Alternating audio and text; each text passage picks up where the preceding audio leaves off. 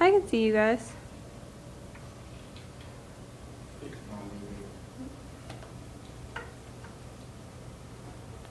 Yoga. Does it really relieve stress? My name is Kristen Herbst, and that was my question when I decided to look into doing yoga. It all started fall of my senior year of high school when I was stressed out about projects and all the upcoming tests I had. And so I decided to buy a yoga DVD and give it a shot. And within the hour, I was in love.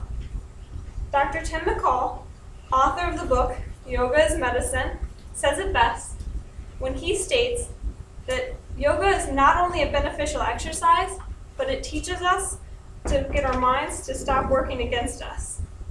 To understand this thought completely, let's start with a brief anatomy refresher.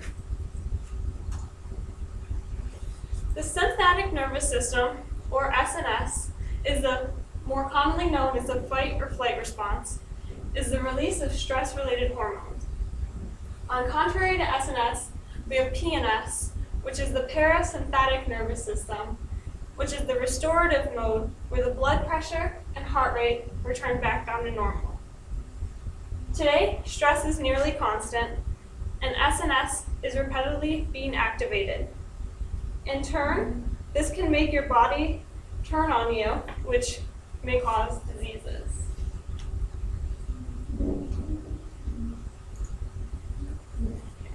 When most people think of stress-related issues and diseases, they think of stomach ulcers, trouble sleeping, and headaches. But scientific evidence has shown links to type 2 diabetes, depression, osteoporosis, heart attacks, and strokes.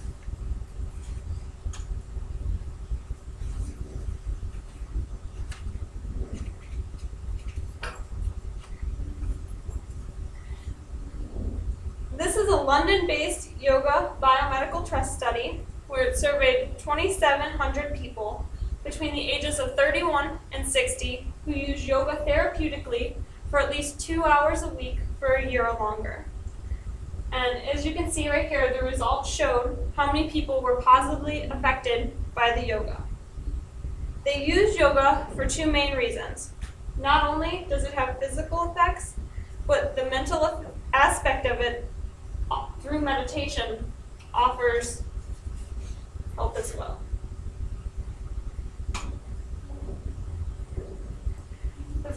There's two aspects of yoga, and the first is meditation.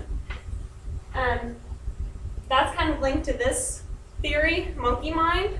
It's the constant thoughts, worries, songs, and memories that are playing throughout our head all day.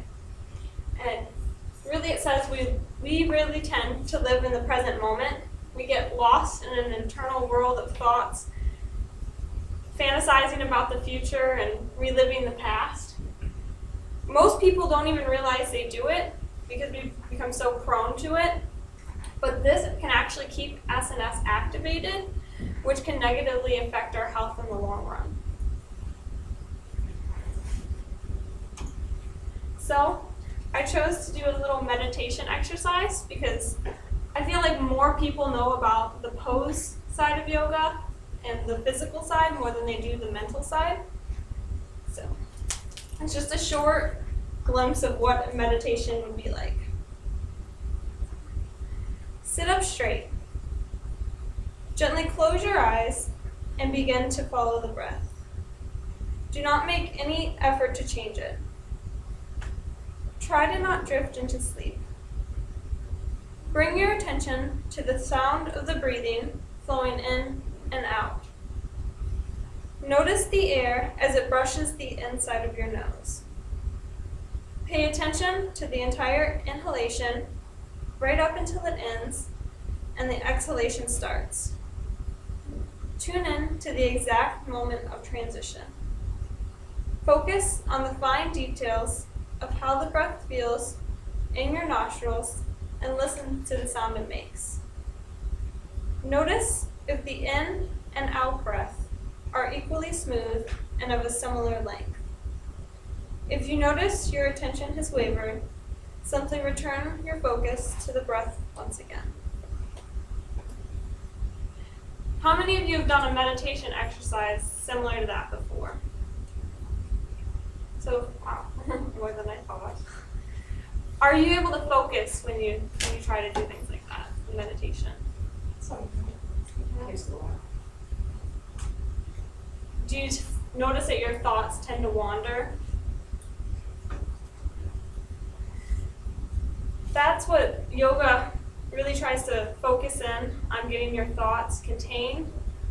And don't you feel a little more relaxed once you can get control of your thoughts?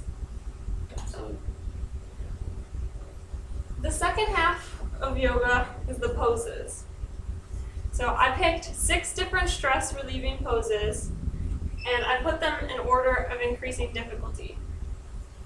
As you can see, the first one's pretty simple. It's the easy pose.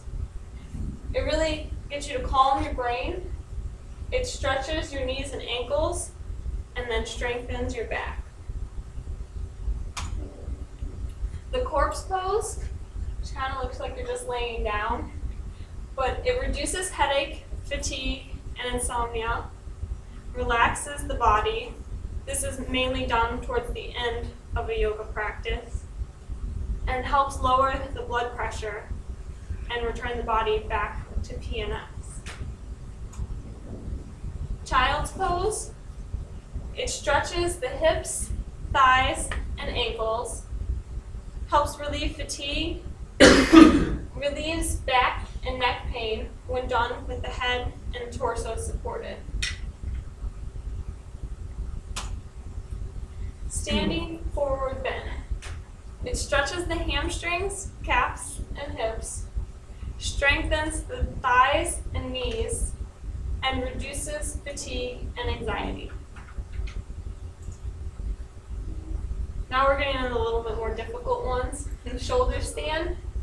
It stretches the shoulders and neck, tones the legs and butt, and calms the brain and helps relieve stress and even mild depression. And finally, there's the plow, which stretches the shoulders and spine. It stimulates abdominal organs and the thyroid gland, and it's therapeutic for backache, headache, infertility, and insomnia.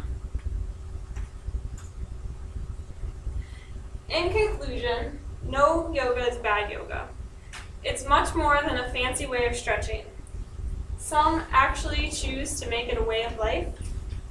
It includes the trifecta of wellness, incorporating physiological, psychological, and biochemical benefits. It's powerful, but compared to other forms of stress relief, like alcohol and pills, which are fast-acting and create a chemical dependency, yoga becomes more and more effective every time, and you can feel your body changing. Although, for me, it was one time I did yoga, and I was hooked on it. The way it makes your body feel, clearing your mind, and allowing you to become in touch with the little things in life that you overlooked was enough to keep me doing it. Thank you so much for your time, and have a wonderful day.